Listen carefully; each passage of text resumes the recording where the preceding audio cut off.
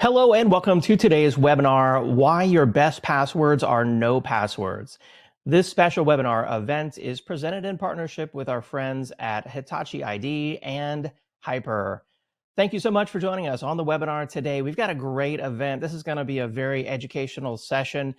We appreciate everyone out there in the Actual Tech Media audience taking time out of your busy schedule to join us, and we're going to do our best to make this event educational for you. I should mention my name is David Davis of Actual Tech Media, and I'll be serving as the host and moderator on the event today. We encourage your questions right there in the questions tab in your audience console. I see many of you have already said hello and good morning, good afternoon from across the United States and around the world. We love to see that, but we also want your technical questions during the session here. We'll be doing a live Q&A session at the end of the event, and we need your questions. So we want to help to make this educational, help you to solve your technology challenges, especially around passwords and security. It's a hot topic today, after all, affecting companies of all shapes and sizes out there in the world of technology. So encourage your questions. We also have a best question prize. I'll be talking about that here in just a moment. But first, I want to encourage you to check out the handouts tab. It's there in your audience console as well. Right at the top, there is the new state of authentication in the finance industry for 2022 report. So make sure that you check out that PDF resource and download that. You can peruse it after the event. We'll be talking about that on the event today. There's also two other resources there. There's one entitled Enterprises Lack Confidence in Their Secret and Password Management framework and policies out there. So make sure that you check out that resource. And then the third one is the Hitachi ID and HYPR Accelerate the Path to Passwordless with Bravura One Auth, a resource. I encourage you to check that one out as well.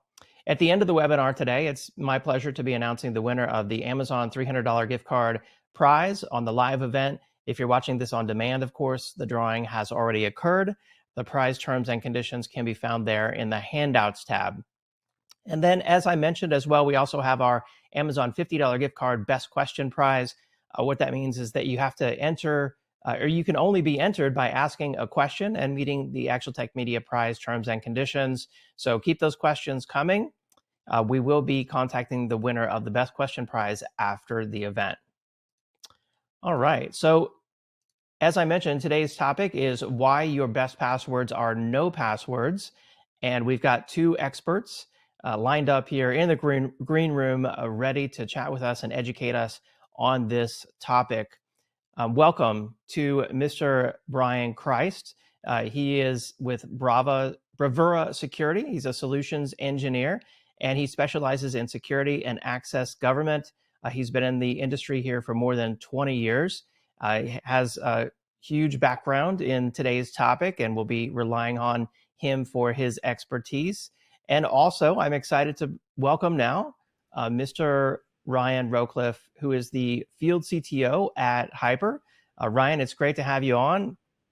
Also, with 20 years plus experience in this industry, focusing over the last 7 years on identity and access management, multi-factor authentication, and passwordless. So it's great to have your expertise as well, Ryan and Brian. It's going to be a great discussion. I encourage the audience to ask these experts as many questions as you have on today's topic. So I'll first hand it off to you, Brian. Take it away.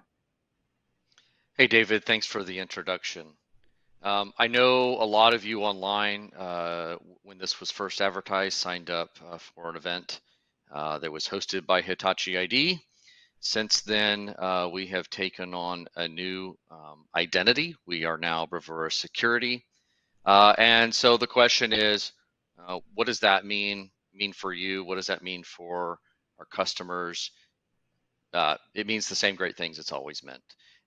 We've been around for 3 decades. We are one of the only providers of solution sets in the market that are focused on the entire spectrum of identity. In other words, both your standing privileges, your highly elevated privileges, password technology, passwordless technology.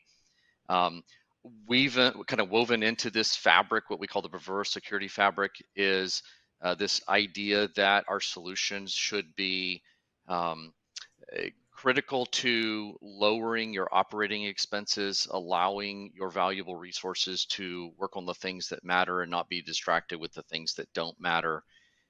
Also, lower total cost of ownership is part of the equation. I'm not going to rattle through all of the bullets here, but I do want to call one specific to attention in light of the name change, which is that we have long-standing, tenured staff within our organization. I think it speaks highly of the organization, but for you as someone who reaches out to us regarding a solution, a problem to solve, questions about our technology, what that means is that you're going to be speaking with whether that's in account management or sales or support or whoever, you're going to be speaking with someone who has deep expertise in our products and solutions inside and out.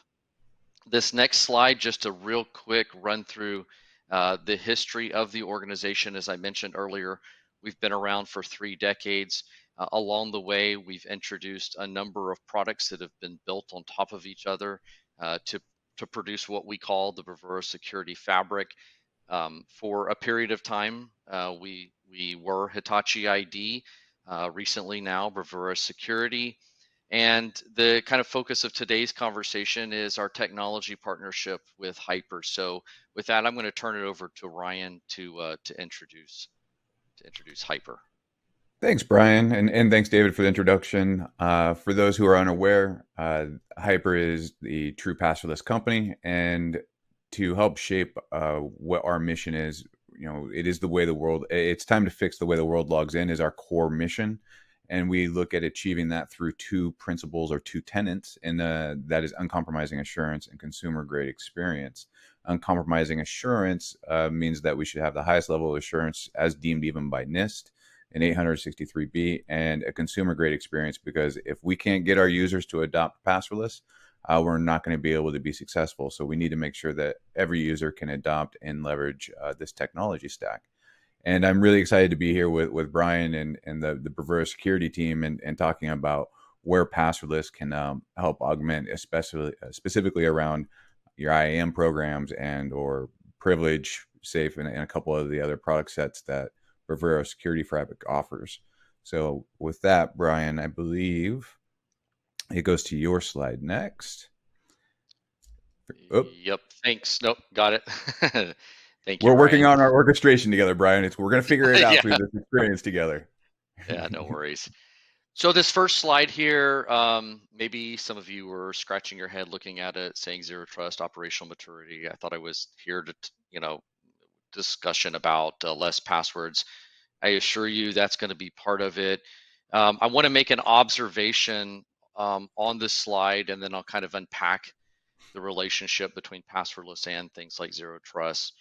And it's this first one here. I've called out a number of items on what we call the zero trust journey or the operational maturity journey.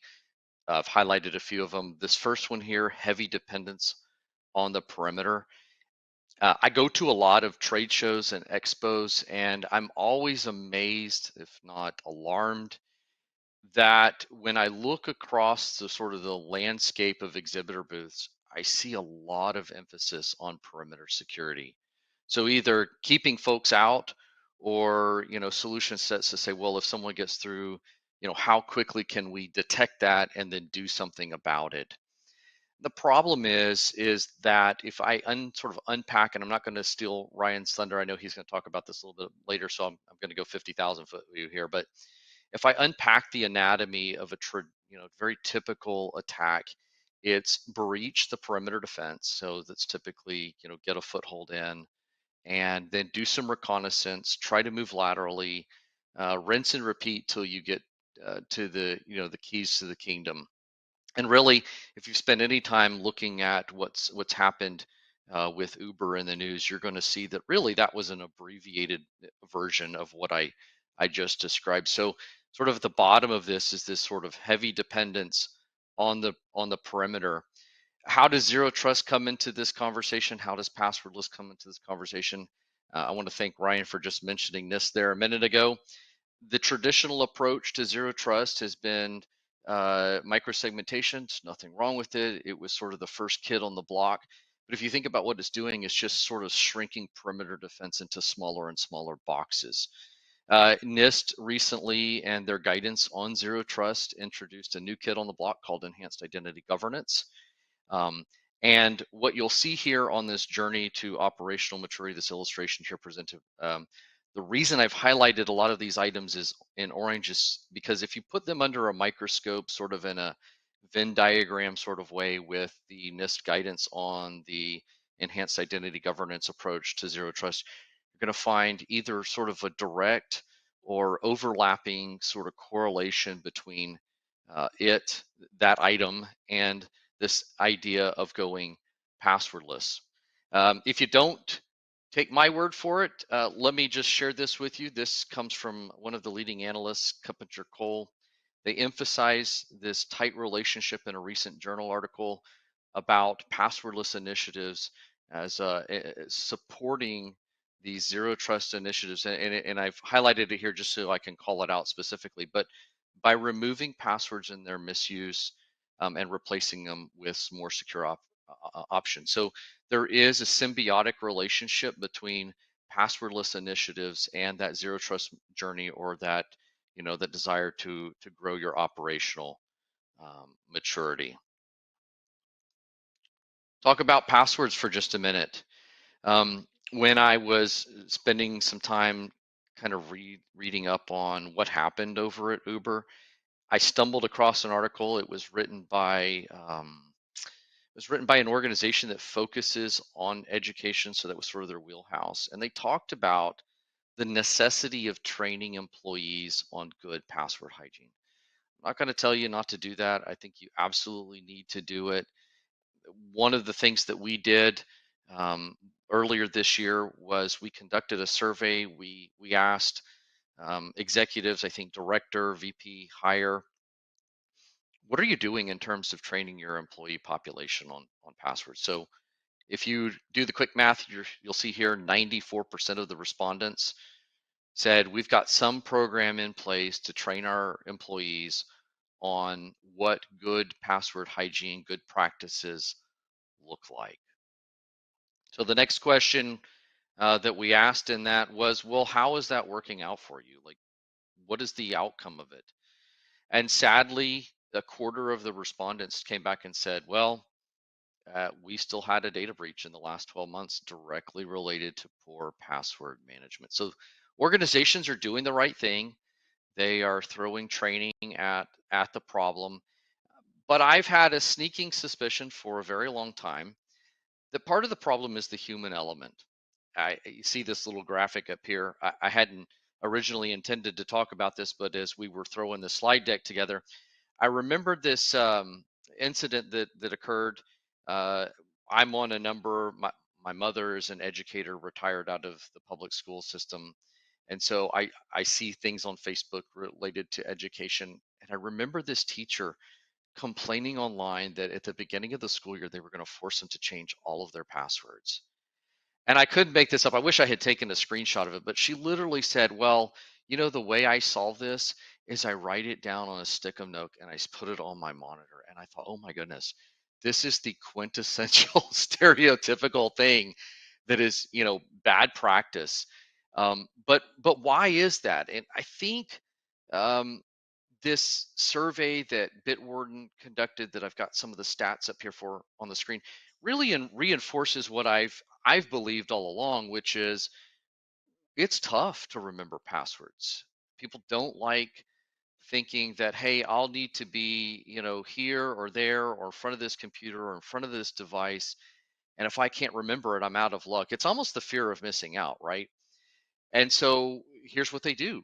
They pick words that are, passwords that are easy to remember. And then here's the really bad part. They reuse those passwords on other sites. So despite all of the really good training, passwords continue and will continue to be a problem. And part of it is just because who we as human beings are by our very nature. As we start into this conversation about passwordless, I want to sort of have a little healthy dose of reality here. In many cases, it will be possible to go passwordless. I would say, just like you tackle zero trust initiatives, do so in a phased approach. Don't try to, kind of boil the ocean all at once. And also recognize that there will be legacy systems that you simply won't be able to implement a passwordless strategy with, because of the nature of the systems. There's no APIs, there's no integration points. So some of these may live in your organization. But should you go down that phased approach that we would encourage you to eradicating passwords, I think that Ryan is going to share with you some important information about the technology, about how HYPR can help with that. And so at this point, I'm going to turn this over to Ryan and let him talk about removing those passwords from your organization.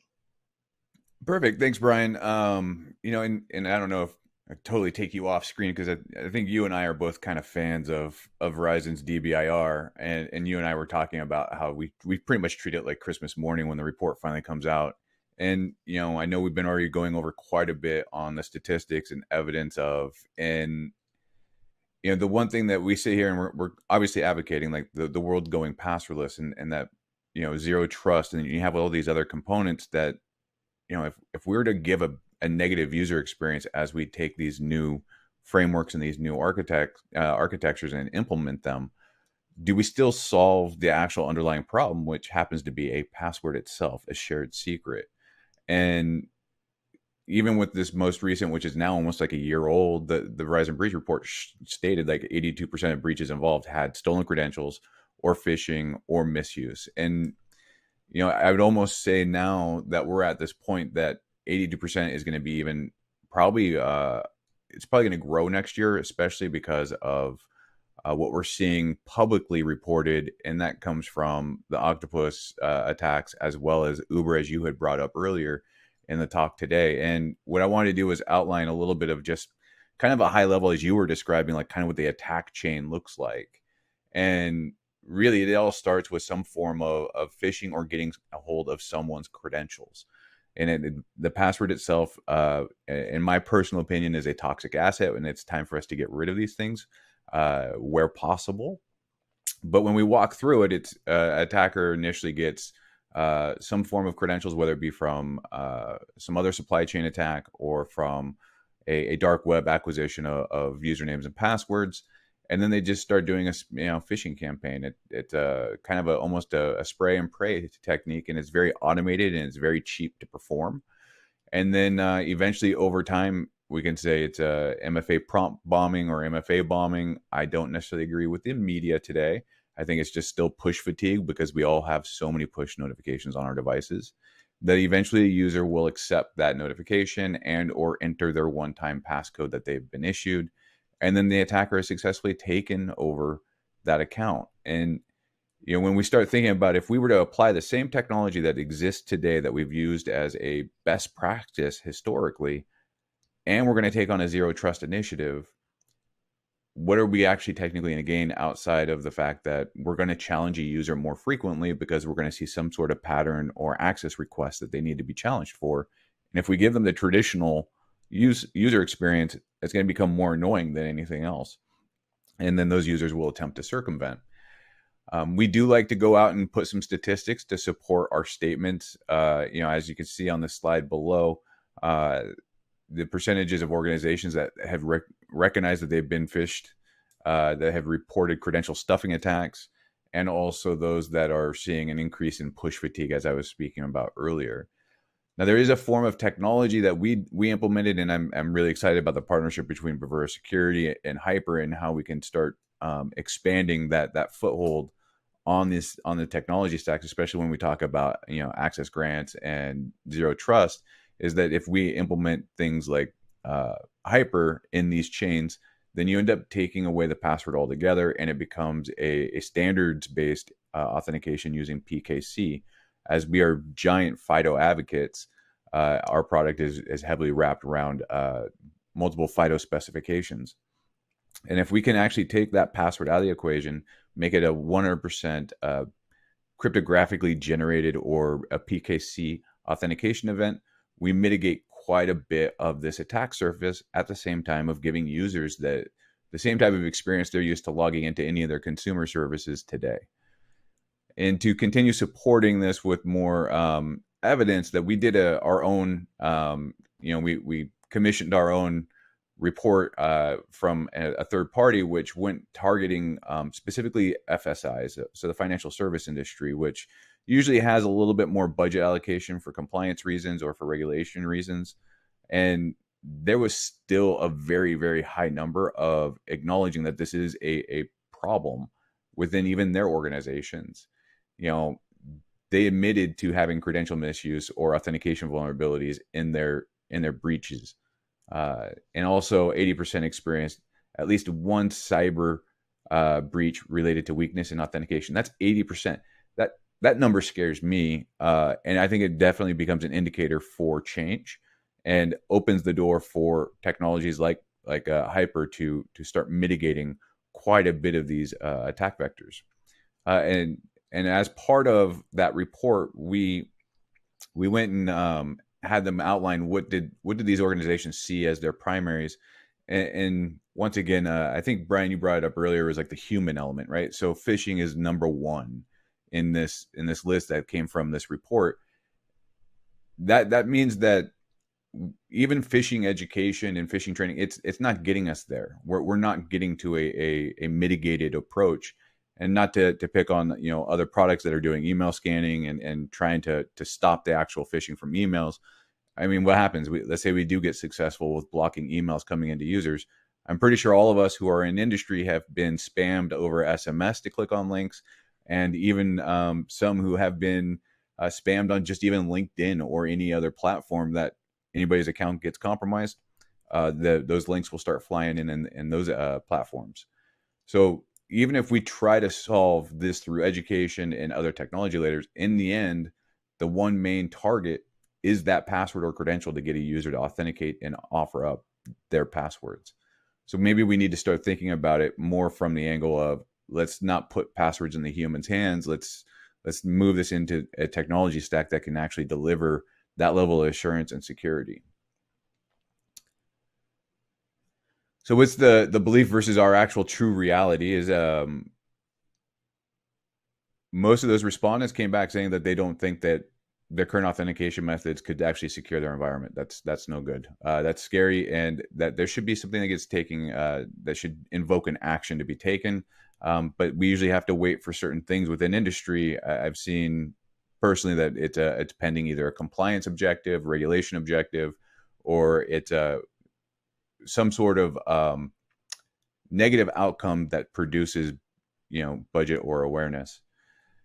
And, how many, if we were to take on this initiative and say we did get budget for an MFA project, are we using the right MFA? Based off of just this last year, I could probably almost start making the statement and claims that, vulnerable MFA does exist now. And the likes of anything that can be entered into a web browser or interface, anything that is sending over SMS, all of these are phishable components now. They can be attacked and they can be exploited. So maybe we don't have that same warm blanket feeling of deploying MFA, even though it might hit that checkbox for compliance, that could be problematic and not necessarily achieve the goal that we were hopeful for when we deployed it. So once again, advocating that we get the passwords, we get the shared secrets off the table, we end up increasing our security profile. We end up being able to be more future-proof, especially aligning with ZTA architectures, where we are going to be a little bit more dynamic, a little bit more continuous authentication events, where we don't want to necessarily impact our users so poorly that they're going to want to go run away or not be happy with our implementation of that framework. So what would we define as the values that we can actually give to our organizations through delivering passwordless, and as well as a couple other components that we have in this partnership with Bravura Security, is that eliminating auth as a complete attack surface is, I think, the biggest of them all. Once again, I am very adamant on the fact that passwords are toxic assets. Passwords are terrible. Shared secrets are terrible, and it's time for us to mature away from it. being able to cover your desktops and your cloud services, the amount of SaaS sprawl or application sprawl that they're all out there. You need to be able to have this across the board. And improving experience, as one of our core tenets, as I started out earlier, is a consumer grade experience. We need to make sure that all of even our enterprise users, our regular users, me as a personal user interacting with services, we should be demanding and advocating for our own passwordless experiences, that we're not having to have an over bloated password manager or having to have any kind of family members writing passwords on sticky notes. And we want to increase the productivity of employees. So if we're going to be pushing MFA out to every employee and challenging them more often, we need to make sure that they stay productive and not having a problematic experience. We have spent, or I should say, we have spent quite a bit of time in our industry on password reset, help desk calls, and just password resets in general. Well, let's get rid of those passwords, and no longer do you have a password reset. There are some other things that would come along with that, but the bulk of that is going to separate and slip away from your day-to-day operation management. And then deploying a passwordless solution like HYPR paired with Bravura Security or OneAuth actually produces alignment with OMB specifications as well as NIST guidance, and also starts even helping in some of the MITRE attack frameworks and mitigating quite a few components along that those chains. And then regulatory compliance. Regulatory compliance and cyber insurance, I kind of mix these two together. We have to do certain things for regulatory reasons, but now we are starting to see more often than not that cyber insurance is actually cutting premiums or not giving any coverage at all if MFA is not deployed. And they're starting to sprinkle in that has to be phishing resistant MFA, which is a really key indicator now, especially for what I was saying earlier, where phishing is prevalent. It's always going to be prevalent as long as there's a way to communicate. Someone's going to find some way to use phishing to their advantage. And phishing resistant is something that should be deemed as our de facto standard moving forward. With that, though, I do believe this goes into a transition with Brian. I don't know if I missed anything on topics. I know I was going to ask you, Brian, if I was missing anything, that you would keep me honest and make sure I covered a topic before we jumped into any other slides. Yeah, we can go ahead and advance to the next slide, but I actually did want to draw you back into something that you and I discussed earlier this week. So we'll just go ahead and move on to the next slide.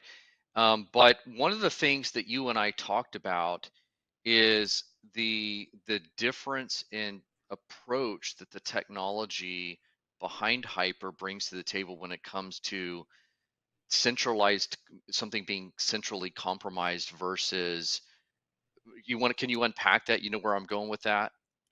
Yeah, so that is you're right, and I totally did miss that, and that's why I bounced off you. I'm in my older age, I forget things from time to time, so I will use that as an excuse. So part of the implementation and the technology and the benefits of leveraging these type of standards like FIDO is that it is really starting to move to a decentralized deployment model where, in short, the only thing that's really being stored is a public key. And if you were to, say, enroll and use Bravura OneAuth, if an attacker wants to get your account and get access, they actually have to work specifically to compromise that mobile device that has been registered and that's bound to you, and actually have to go through breaking all additional levels of security within that mobile device to try to unlock a private key that will never be exported from a secure enclave or trusted execution environment. So by doing that, we only have a public key that's being stored for validation, and no longer is it about the old-fashioned, protect our directories and put all these, moats and put up all the walls and put all these, items up around our directories because they hold the passwords and credentials and all of our specific information. Now to actually authenticate a user, the user is empowered by them having it on their device, which starts separating the attack model. So if I can't go be a bad guy, so let's play out the Uber story. Sorry, Uber, but your most recent, so we make the reference. Attacker made access, was able to laterally move, and was able to get a hold of some credentials to even elevate their rights. In short, could dump all of the user's passwords within that environment, store them off in some storage location, and then just do hash matching, hash cracking. There's the world's largest database out there, about what, 3.5 billion known passwords, and then you can find a match, and now you've just got a hold of everybody's passwords. Now, granted, in this story, somebody was bragging a lot about their access. Therefore, everybody is now aware that that data could have been exfiltrated, and the IR team is most likely telling every user to change their passwords. But if you think about it, that is what most of these attacks have been doing, is getting access and exfilling that data out so that they can either create new accounts or share out that data for monetary value. Now, with passwordless, once again, if you were to say be phished, that user would have to be informed and know that they're taking that action. So it's not a push bomb anymore. They're actually going to have to go and open up their phone and scan a QR code or take an action specifically. So it's user initiated. It's that human cognitive behavior that we already kind of have somewhat ingrained in us, which is we sit down on our machine, we type a username, and then we type our password. Well, we're doing that as we initially access our machine because that's our process. It's a human cognitive function, not a response function where we get a push notification and we just accept. So we take on that same type of model by actually putting it back into the power of the user to say, I'm actually wanting to execute this action. And now that helps mitigate that phishing technique. And as well as, once again, the credentials don't exist. So zero shared secrets. Hopefully I went on that rant, and hopefully that rant ended up answering some of what we were supposed to talk about. Yeah, no, that was exactly what I had in mind. I wanted to make sure that the folks on the line understood there was a fundamental difference of approach between how the hyper technology in a mobile app, they look similar, right? Like if I compare it to every other kind of mobile authenticator out there, the user experience is very similar, but actually what's going on under the hood, so that there is no centralized hyper directory that can get compromised. Worst case, if someone's phone, and it would be very difficult, right, to compromise someone's phone, but if they did, that would be the extent of the compromise. So this slide here that I've kind of left up, the question, the sort of the thing here is, well, what does that mean for the Bravura Security Fabric? Well, it means that our new product, Bravura One-Auth, powered by HYPR, brings all of what you just heard. As I was kind of walking through what I was going to say on this slide, it's actually a little bit challenging because I knew you were going to talk about all the great technology, and what we're saying now is that great technology comes to the entire Bravura Security Fabric, and it does it in such a way that it's almost out of sight, out of mind. I'm going to focus a little bit on this next slide and go a little bit product centric here. I'll start first by talking about Bravura Pass and Bravura Identity. The two sort of go hand in glove. Bravura Identity. Let me kind of pause where I'm at and ask you, as the audience, think back to that first slide that I started talking to, the one about zero trust and operational maturity and the NIST framework for the enhanced identity governance approach to zero trust architecture, and realize that what I'm doing here is I'm overlaying our product on top of that journey.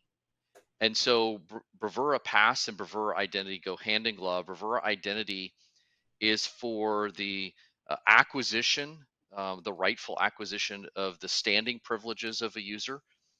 So these would be the daily drivers, your Salesforces, your Google Suite, or your Office 365, or the things that a user needs to do their work. And Bravura Pass is the piece that pushes you into those systems through a standard like SAML. So if you can imagine the experience with Bravura One-Auth, you simply authenticate into the fabric, and then now you're just, with a click of a button, you're into Office 365. And guess what? You never saw a password at any point in time in that entire process. Bravura privilege is kind of complementary to this. So, we if you take the time to sort of unpack what happened in the Uber attack, I'll say my apologies to Uber too.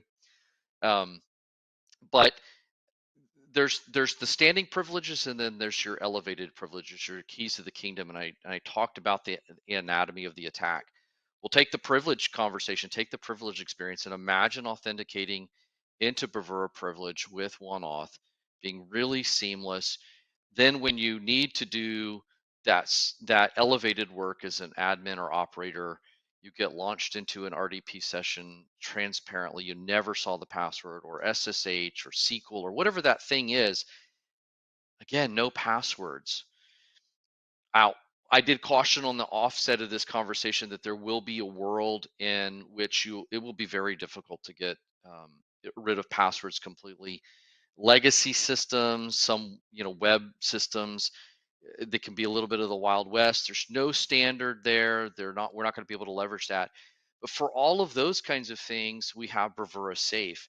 Bravura Safe essentially manages what I call decentralized secrets. I like to give an illustration. I'll start with something that I mentioned early on, which is going to these trade shows. In fact, I'm going to be at EDUCAUSE here in October. So if you're on the line and you're planning on going to that show, please come by our booth. I'd love to have a greater conversation with you. But I have to register for EDUCAUSE, and it requires a username and a password, and there's no standard there. But if in this march toward passwordless, what if I can at least authenticate into Bravura Safe using OneAuth, so never seeing a password, have Bravura Safe generate a password that I never need to see, copy and paste in it, then I've eliminated that temptation to reuse a password and do that thing that's we all know is bad behavior. As I was thinking about kind of tying the OneAuth experience into all of our product, I I kept thinking to myself, why is it that in my mind I keep going back to this thing that I did when I was a little boy, which was when I first learned to ride my bicycle without using the handlebars. Look, Ma, no hands, right? Like, and that was kind of the feeling I got when I was going through how OneAuth brings that experience to the user. And what I realized is, while it's maybe not a perfect analogy, it's like, look, Ma, no passwords, right?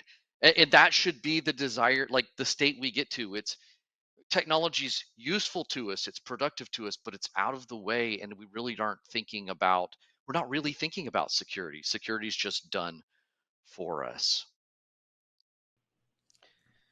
So hopefully you found the content we had today engaging, maybe something we said resonated with you.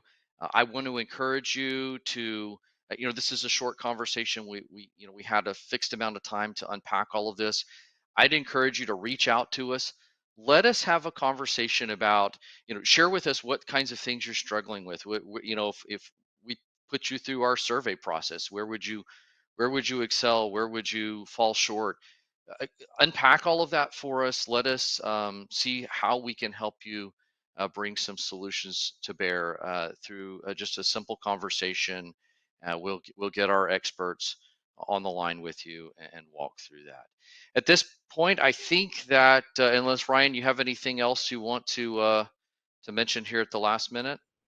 I'm just excited with our partnership, and not to get all product happy, but just seeing that life cycle, right? Like all of the components and mapping this all together for Bravura Security's fabric, and then putting passwordless. I loved your story, by the way. Look, Ma, no hands, no passwords. That, I think that is how we actually start achieving our end state, is by having that integration across these tech stacks, right? These product sets that will enable those initiatives to be successful.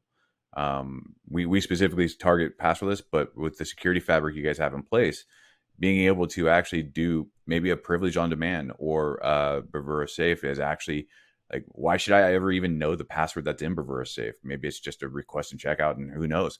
Like, getting people away from having to memorize and 16 character, 24, whatever that is. I just to get into like a supporting statement, a well-known password cracker is basically saying password cracking is kind of dead. It's no longer a technique. Like, people aren't really trying to jump onto boxes and RAM scrape so much, or sit there and do password cracking specifically. Why do I need to do that when I can just fish you out and give me access, and then I can just take the account? That is less work. It's less investment. Like, all these guys are spending their time trying to get as much ROI as possible on their attacks.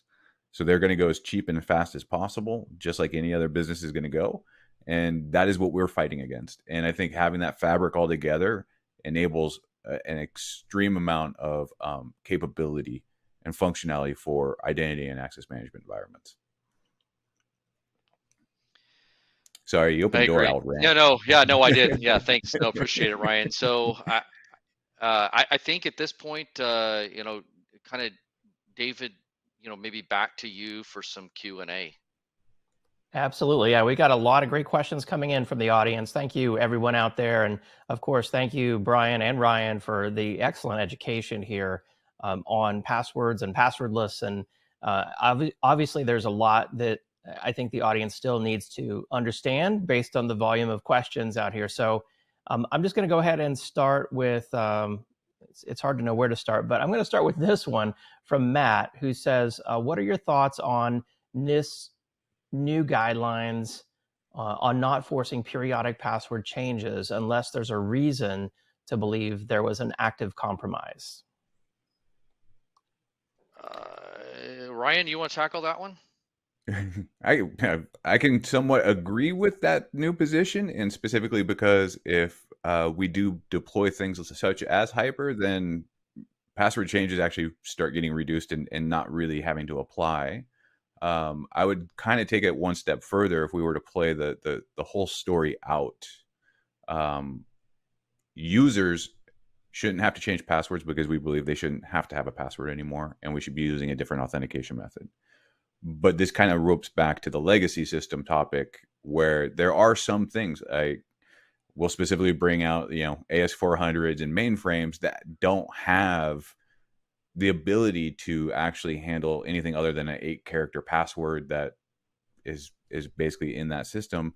And we have to look at our attack surfaces and make decisions. And this is where I think Bravura Safe just stands out, right? Like, put passwordless in front of Bravura Safe and then have Bravura Safe manage that password. And maybe it should be rotating more often than waiting for the attack. So I'll argue NIST on that one, because that could just constantly rotate and it doesn't matter. Like, it's abstracted away from users. It's not even a password management for the user. It's now system oriented, generated, and managed. Now that can be open for debate. That's my view of the topic, though. I don't know, Brian, if you're. Yeah, so share some similar thoughts with you there. Remember, this is fundamentally, if we go back to the statistics that Ryan brought up out of the Verizon report, fundamentally, the human is the weakest link in all of this, right? So whether I'm using something like Bravura Safe, and again, we're talking really about legacy systems here because you've got to still have a password in those. Whether you're talking about something like Bravura Safe, where it's effectively stashing the password and then you're just going to put that into whatever system, or whether you're talking about Bravura Privilege, which is much more advanced and can randomize AS400 passwords or RACF mainframe passwords and change them periodically. At the heart of all of this is ensuring that the end user never knows the password. I can't socially engineer something out of someone that they don't know. Period. End of story. You could water torture me, right? And if I don't know the password, I can't give it to you. And so that's really what's at the heart of this. That's really cool. And I think that goes to this question here from Juliet, who says, or who's asking, do you have any recommendations for how to handle legacy systems that cannot work with a password? Is there a password manager integrated? Is that Bravura Safe? Great question. I'll tackle this one. So we actually are very unique in the market. We grew up in an on-prem world, which means I'm not going to say every legacy system, but many legacy systems. So I rattled off mainframes. I rattled off AS400. Some SAP are typically a difficult target to integrate. A lot of them are on-prem. The go-to solution for this, and I'm going to tell you, do both. I'm not here to push anything specifically other than a good solution. Microsegmentation has a purpose, right? But even better than that, if you use our products like Bravura Privilege, we have an encrypted connector for mainframes. We have an encrypted connector for, AS400 accounts or systems. So we can vault, randomize those passwords. If it's some system that we can't connect to, then Bravura Safe is the place you go to. You can create crazy long, complex passwords, and you can do it without the end user ever knowing what they are. They authenticate in again through Bravura OneAuth, copy and paste that password into that legacy system, and off they go. So it really depends on what you have in mind with legacy, but just understand that in many arenas we can do certain things that our competitors can't do. Very nice. Yeah. So I love that you have every platform covered here, really. VJ is asking, is the problem a poor human element or too many passwords, or are hackers just getting better? So I think Ryan, I'm going to give you a shot at this one too. I think it's the human element plays a big part of this. Ryan and I were talking before we kind of chatted last week, and we chatted this week, and we're seeing the exact same thing, which is companies are realizing that short passwords, and it's crazy to think now that today that an 8-character password is considered short, but they're moving that bar up. They're moving it up to 16 characters. And I'm going to tell you, I wish I was doing this live because I would ask for a show of hands. But if I said, how many of you, if you had a 16-character password, would be able to memorize it? I guarantee you the number of hands would be really low. But let's say you were able to memorize it. What are you going to do when you're asked to change that password? I guarantee this is what you're going to do. You're going to tack a number and an exclamation mark on the end of it, period. If I asked you how many people in the room are going to do that, I bet you a good portion of hands are going to go up. They're going to tack a number on it, an exclamation mark, or some other character that they like. And then the next time, they're going to change that number. It's no longer going to be a 1, it's going to be a 2, and it's still going to have an exclamation mark on it. So it really is a large part of this is the human element.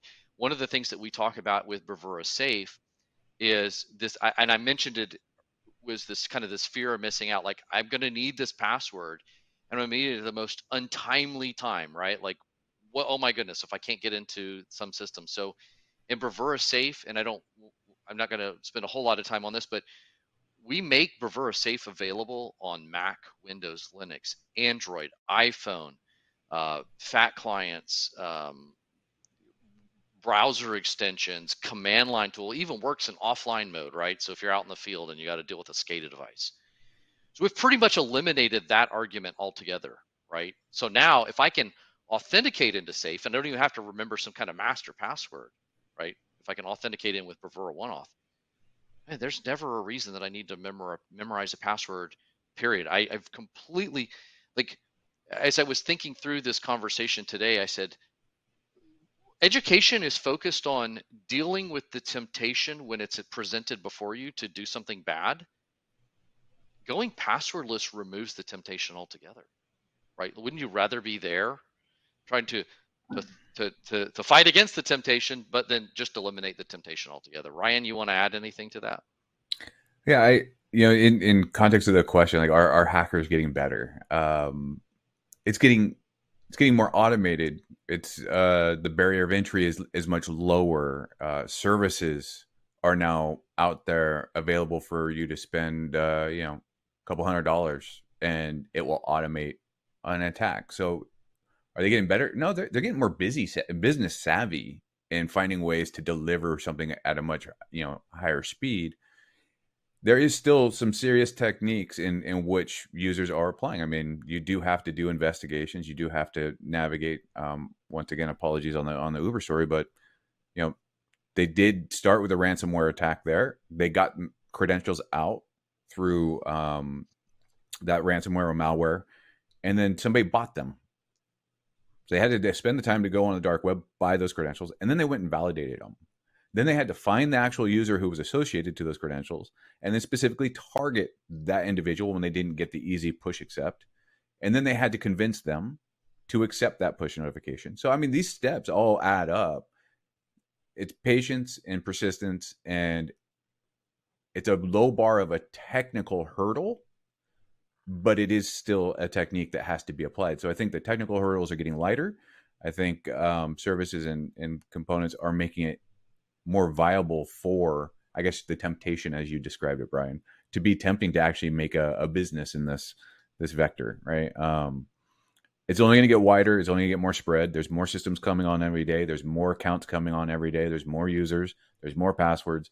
It's going to proliferate, and it's going to continue to expand until we actually start solving the problem and not kind of putting band-aids over the top. Historically, our industry has put band-aids. We layer and layer and layer, and we never got to the root, right? So we've been treating the symptom, not the disease, in my opinion. Very well said. Well said. Here's a good question for you, Brian. Bhavesh is asking, would your passwordless product also enable risk-based authentication or support it? Yes. So basically, all of the products in the Bravura Security fabric have a mechanism for assigning risk to user populations, to entitlements, and we can, we can do dynamic things. I mentioned, remember I said at the very beginning, I didn't say that reliance on the perimeter was bad. I said over reliance or heavy reliance on the perimeter was bad. So there's still, there's still a very, I mean, I would never tell anybody don't throw up firewalls and don't throw up endpoint would never advocate for that. But we can do things like look at whether they're on network or off network, and we can challenge them in different ways. So we might decide to supplement, something like OneAuth with yet another factor of authentication, or maybe we get more aggressive at how often we ask them. So when they go to, let me give you an illustration. In Bravura Privilege, which is designed to vault the keys to the kingdom, in a lot of cases, you don't want that product to get in the way. And so you just automatically request access to some root account or administrator account, and it's checked out and they do their work and it gets checked back in, and that it gets randomized. You really don't want to get in their way, right? We could look at a risk score and say, you know what, this time we're going to actually ask a human being to approve that request, right? So route it to their manager or someone in IT security. So yeah, absolutely. Risk scoring in both user populations as entitlements is supported in our products. Yeah, that seems very smart. Here's a good question from Paul, who wants to know, do passwordless options negate or minimize the need to rely on password managers for traditional passwords? I could take that one, or you, Ryan. Either one. I think it could go. I think we've been kind of addressing it in conversation, right? Like, there are, I think password managers have a place today because we can't snap our fingers and have everybody passwordless tomorrow. So we need a bridging technology to get there. And I think, Bravura Safe is a perfect example of that bridging technology, meeting the needs of anything in which cannot be driven to passwordless today. It could be legacy. It could be a couple other things. So I think that password managers have their place. Preferably, in my pipe dream world, would be that they go away. But I think that's years and years down the road because how expansive this problem is. Yeah, well Brian, said. I mean, yeah, no, it's spot on. I think we can all visualize what that looks like to have a truly passwordless experience. But I see this in a lot of verticals, and I hate to keep picking on things like mainframe, but they're not going anywhere. I talk to these, these verticals that have these kinds of systems, and you say, were these going to go away anytime soon? And the answer year after year after year is, yeah, we're eventually going to get rid of it. But they keep propping these systems up, and they're critical infrastructure. So yeah, it's not going away. And so a tool like Bravura Safe absolutely has a place in this world, and it's going to continue to have a place.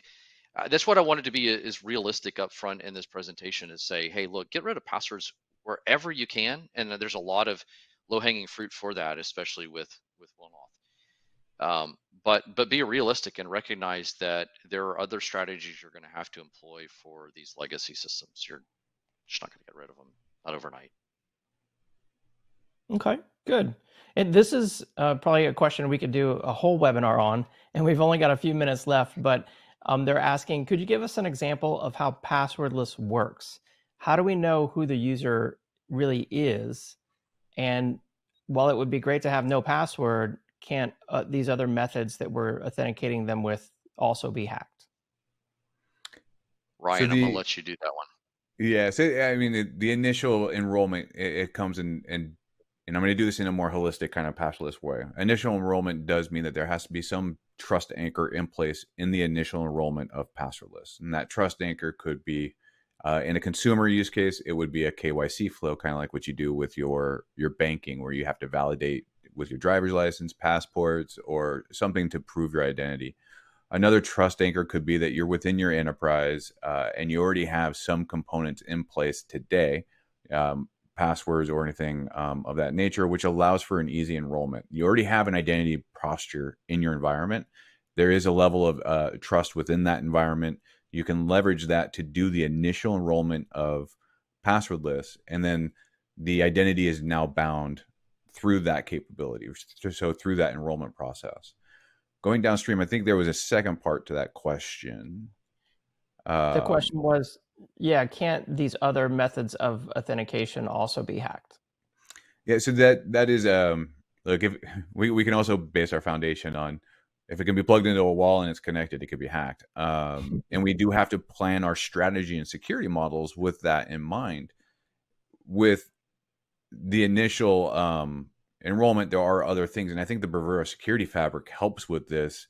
So we mix all of these together, right? The risk, the enrollment process, all of those together can increase the confidence for an organization in that enrollment process, because there's more insights. It's not just a, hey, here's an enrollment and we have no idea. We're just trusting who you are by you stating it. It's going to be validated and confirmed with internal resources, whether it be HR systems, whether it be an internal directory, whether it be any other component that's coming out of the fabric. And that's how you get that confidence and initial trust in an enrollment process. Other factors of being hacked, I mean, when we look at passwordless, that flow consists of you either scanning a QR code or getting a message on your phone, but you do have to execute a biometric which stays native to the device and does not fall back. So I think a lot of technologies have seen the kind of device enforcement with biometrics, which basically just falls back to the passcode.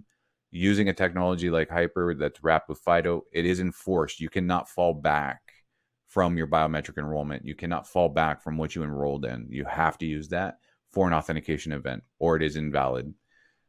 So those type of layers help protect that private key during the enrollment. And when we think about other forms being hacked, I will say that yes, SMS could be hacked. It's been exploited over and over again, whether it be through SIM swaps, whether it be through the fact that the SS7 network's been compromised, or simple as just social engineering and phishing. Push notifications, obviously push fatigue is a big one. We can look at even good old-fashioned hard tokens with rotating pins if we want to date ourselves with the RSA Secure ID credit cards that we used to have. If you can enter that into a web page, that can be compromised through a reverse proxy. So that's why looking at getting all of that disconnected and using either FIDO2 or Bravura one-auth, these are all techniques that mitigate all of those attack vectors. And this is the reason why the OMB released guidance in their zero trust architectures to use phishing resistant MFA. So that is not only is it phishing resistant, but there is a lot of additional security wrapped into those techniques. Now, you could ask me this question in 10 years, and I can say that there might be a new technique and a way to fight that somebody has been able to find to apply to these things. But this is also based off of industry standards, not just a vendor, which I think is really critical about this journey for the industry. Excellent. Open a question. I rant. I apologize. No, that's okay. That's very educational, very fascinating. I know, like I said, we could do a whole event on that topic, as well as, I mean, there's 50 plus other questions I'm afraid we didn't have time to get to on today's webinar. Obviously, there's a lot of interest in this, and a lot of questions, and education still needs to be covered. So Brian and Ryan, I learned a lot on the event today. I know the audience did as well. I'm afraid that we're out of time, though. Thank you so much for your expertise. I really appreciate it. Thank you. Thank you. It was good hanging out with you. Absolutely. And thank you to our friends, of course, at Hitachi ID, Bravura Security, as well as HYPR for joining us on the event today and supporting today's event. Before we go, I do want to encourage everyone to check out the handouts tab. It's there that you'll find some great resources on today's topic. Make sure that you download the State of Authentication and the Finance Industry report, and check out the other 2 resources there. I encourage you to book a deeper discussion with Bravura and HYPR to learn more about these technologies and how they can help to better secure your company and your company's crown jewels. Before we go, I want to announce the winner of our Amazon $300 gift card. This is going out to Edward Mullins from North Carolina. Congratulations. We'll reach out to you, as well as our best question prize winner as well. Thank you to everyone who joined us on the webinar today. Have a great day, and we'll see you next time. Bye-bye.